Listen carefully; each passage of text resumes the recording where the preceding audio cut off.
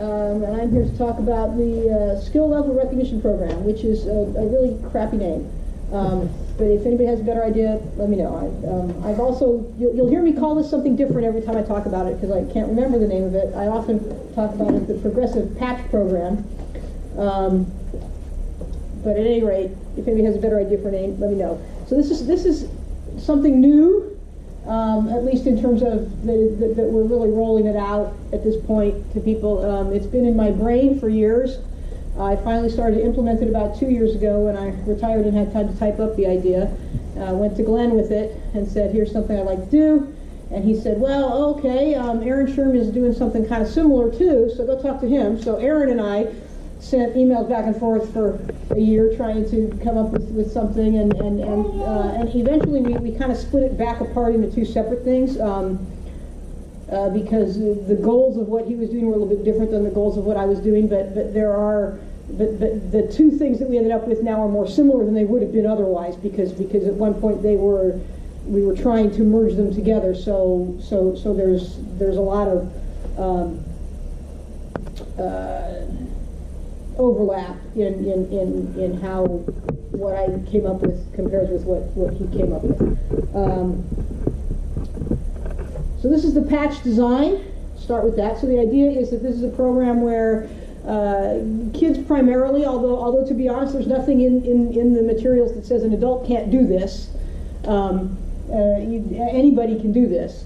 But the idea is that as you, at each level, you meet some certain requirements, and then you've earned the patch for that level. This is, I don't know how much Boy Scouts do this. This is really common in Girl Scouts as something that is not in the official badge program, but lots of councils sponsor things like this, where there's some set of skills where as you get older and older, you gradually earn a newer patch that adds on and says, now I'm even better at this, I'm even better at this. So the idea is that there's 4 levels, the 4 patches. If you earn them all and put them together, they make a map. And they're color-coded kind of based on the course color system that we use. There's a white patch, a yellow patch, an orange patch, a green patch. I'd seen them independently before, but never together. That is really impressive. Yeah, that's great. Yeah, I did it in OCAD. So, as all should graphic. Oh, and I want to pass. So Ian made a couple copies. This is the actual requirements. I don't have these on a slide here, and later on you can certainly go to the link where they exist, but I just thought there's a couple for people to be looking at. If you want more detailed. They're all one. And also we'll post these on the website. Yeah, it's like 4 or 5 pages in each of those packets there. So why did I want to do this? A couple of reasons. First is that you have the little troll program, which gets you up to doing a white course. And then Bob Turberfield a while ago put in this navigation certificate program, which you can't earn until you're at least at the orange level. And there's nothing to build in between those. So the idea is for this to progress. You know, if you start as a toddler, you do a little troll, then you can jump into this and keep going. And you can jump into this again, as I said, at any age. Anyone who's new to orienteering can start off doing this. Another big reason that I wanted to do this is because it fills a void in certain scouting programs. I've been involved in Girl Scouts for decades. And the last time that the Girl Scouts revamped their program, they gutted a lot of their outdoor program and they dispensed with their orienteering badge. They no longer have one. They're gradually now adding in some more outdoor badges because there's been such a big outcry from the membership, but they still don't currently have an orienteering badge. A couple of years ago, American Heritage Girls contacted Orienteering USA and said, we think we might want to put in an orienteering badge. Can you help us build one? And we said, sure, we will, and then they never got back to us, and through a leader I know involved with American Heritage Girls, we've talked to them about it, and they've kind of said, nah, that's okay, we've got it as a requirement in a few other badges. So they also don't have any specific orienteering-related recognition there. And the last reason, and this is because I have taken Bob's Zero to Orange course. I've taught Bob's Zero to Orange course a couple times. I've taught coaches with the Zero to Orange system. And one of the things that I felt is that I really liked his system, but there wasn't a lot of information on how to help people progress through it, in particular if you weren't doing it as a 3-day, 1 weekend thing. You know, so the idea here is to help people who might not be taking this 3-day Zero Orange class to get that same material in a longer term, more progressive sense as you go through things. And it's largely based on something I did with a team I taught at Paraclete High School when I was a teacher there, where we had a checklist that we put up on the wall that said, you know, where I told the kids, okay, before I'll let you run a yellow course at an event, you have to be able to check off all the things up here. And then I know you're ready to move up. And then you, as you're running yellows, you check off all these things, and when you've done all those, then I'll let you move up and start doing oranges. So that was kind of the idea that led to this. So there's 4 levels in the program. I call them basic, intermediate, advanced, and expert. This is different than what a lot of people do. I'm on a crusade to try to convince everyone in orienteering to change to this. Yes! For 2 reasons. One, because I think it speaks way better to the layman. Okay, we tend to say beginner, advanced, beginner, and call this advanced and call this intermediate. But the reality is that the general public, when they come to a meet, if you're going to send them off trail, that's advanced. And that's what we do at the orange level. So that speaks to them better. It tends to make sure that people are on the right course more, because somebody who shows up who feels like they've done some land nav, and you say, well, do our advanced course, they still feel like, okay, that's for me. When you say do the intermediate course, they're like, no, I know how to do it, and then they start going out on red and getting lost. The other reason is just because it provides better consistency and use of the term intermediate, because we have our intermediate school age run the yellow course. So here we end up with the intermediate course also being the intermediate class when we're at interscholastics and things. So this is the way we've been doing it in LAOC for a number of years. This is the way I did it for this program. And I encourage you to get your club to change to it. People like it. Yes? Can we say beginner instead of basic? We could. I don't know. For me, the term beginner kind of, a lot of people don't like to be the beginner. Yeah. So that's kind of why I've moved away from that term to something that still says it's not, you know, it's simple, but you don't necessarily have to be just starting. It's not your very first one or whatever. And maybe if you have those land nav people, maybe they wouldn't all be, even if they're beginning, they wouldn't be beginning at beginner. Maybe they begin at intermediate. Yeah. Oh yeah. People can start at whatever level is appropriate for them. I don't know. I haven't had anybody complain about this word, but you know, if you want to call it something else, whatever. Or novice. I mean, sometimes we use beginner or novice also interchangeably with that. So in each level, there's 3 types of requirements. There are concept requirements. The concept requirements are things that you would pass the requirement typically by having to explain something. They're the kind of things that you could probably do in a classroom sitting at a table. Things like, you know, can you explain what all of the control description symbols mean? Can you point on a map to a rock? Can you explain what it means to use an attack point? Okay, a lot of those have the word explain in the requirement. Then there's skill requirements. So those are things where you actually show you can do a skill. Take a bearing from a map and follow it in the woods. Or what's the skill? Orient your map to the features around you.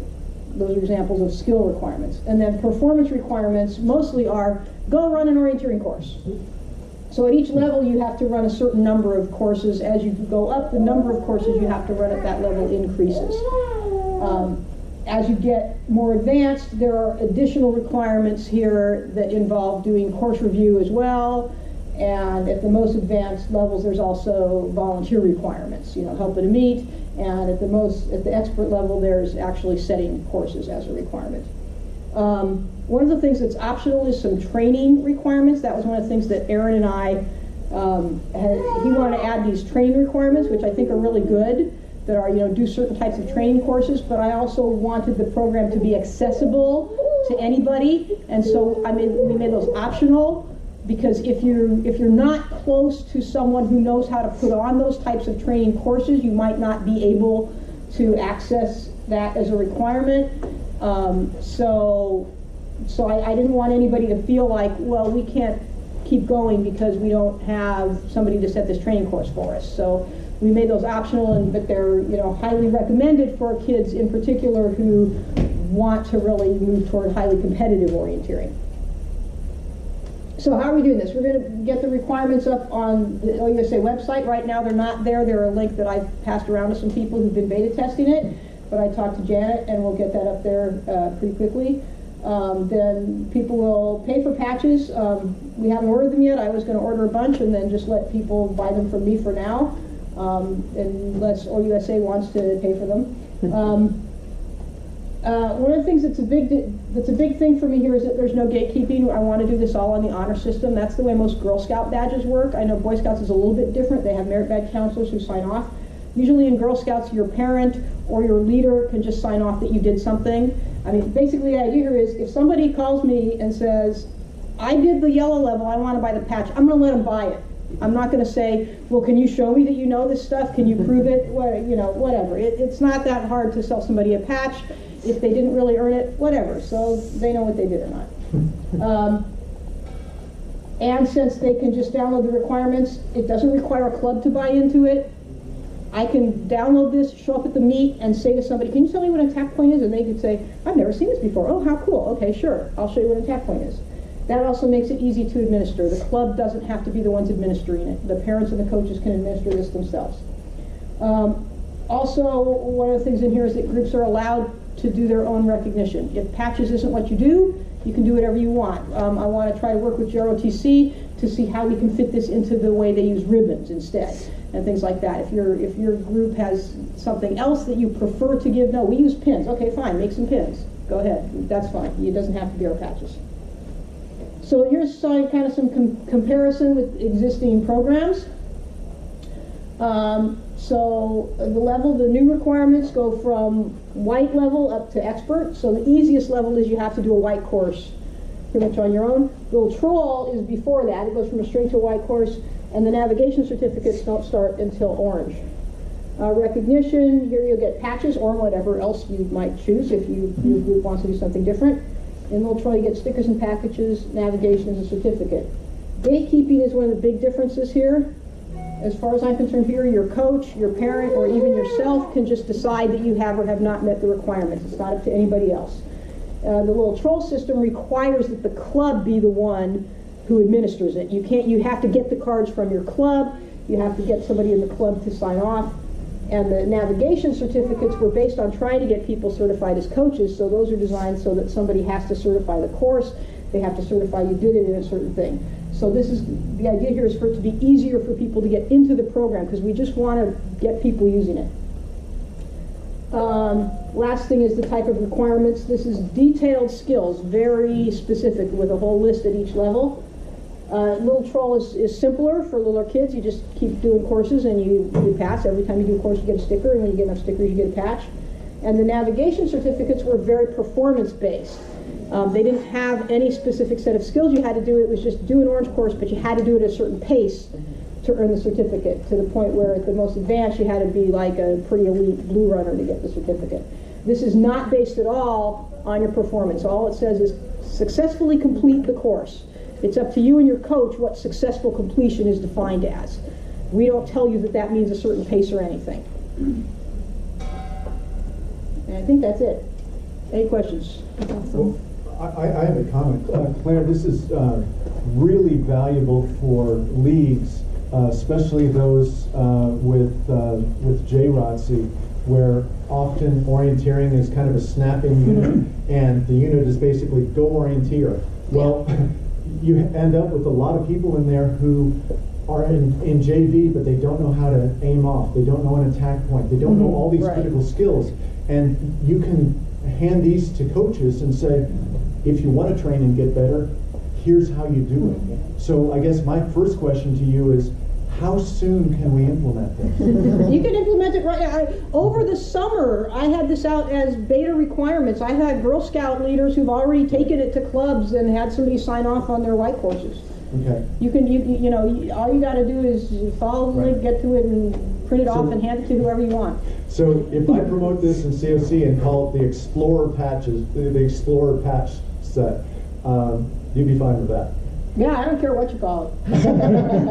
Okay, because it seems like that's something people would want to be, Yeah. you know, it's not like skills check-off, but Yeah. that's what it is. I mean, my point is just to help people teach and learn orienteering properly and to get as many different groups out there as possible going to meets because, oh, I have to go do another orange course before I have my patch, you know. Right. Fantastic, thank you. Have you worked with Brian Coleman about having him talk to Boy Scouts? If this is something they want to think about incorporating into their orienteering? I haven't talked with him too much, and it would not surprise me to find that Boy Scouts are the group who uses this the least because they already do have a developed merit badge program. The Boy Scout, earning the Boy Scout merit badge is approximately equivalent to doing the first 2 levels of this system, yeah. But if kids wanted to progress beyond that, then there would be something for them to go into. So it might be useful in particular more for venturing crews or something like that after kids have earned a merit badge. Okay. Thanks, Claire. Thank you. Okay.